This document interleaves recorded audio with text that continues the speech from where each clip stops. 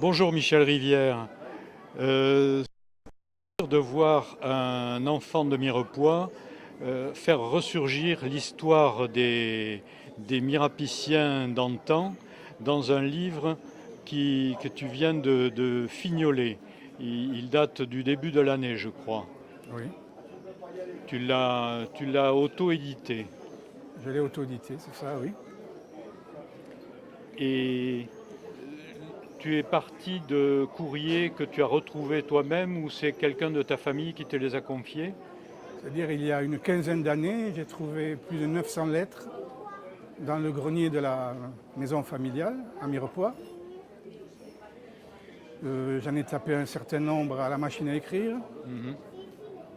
Et puis, il y a quelques années, j'ai dû tout abandonner et écrire pour Internet, sur Internet. Mhm. Voilà.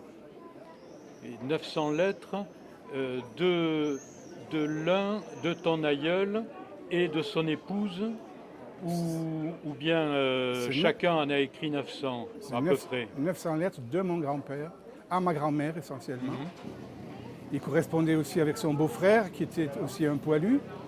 Mhm. Mais c'est surtout à sa femme. Il écrivait à ma grand-mère, sa femme. Et je possède quelques lettres de ma grand-mère, mais c'est essentiellement les lettres de mon grand-père.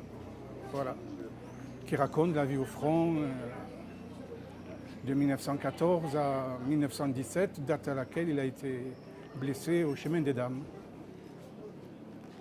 Et est-ce que tu penses que cette preuve que le jeune homme, le jeune époux, hein, si je ne me trompe pas, il venait de se marier lorsqu'il est parti à la guerre, est-ce que tu penses que cette épreuve a joué un rôle permanent dans la vie de ce couple jusqu'à sa fin? Je crois que oui, parce que au chemin de Dames, il a perdu l'usage du bras. Il n'a pas pu exercer son métier de menuisier. Et il est devenu secrétaire de la ville de Mirepoix. Donc, j'ai ressenti quand j'étais jeune une certaine amertume chez lui, quoique je ne l'ai pas trop connu, parce que je suis parti à l'étranger à l'âge de 10 ans, aux grandes vacances, de l'âge de 10 ans à 17 ans, je le voyais aux grandes vacances. Mais je ressentais une certaine amertume, un certain anarchisme, dirons-nous. Et les positions politiques qu'il a prises par la suite dans sa vie d'homme mûr, est-ce que tu penses qu'elles ont été dirigées par ce qu'il a vécu dans les tranchées?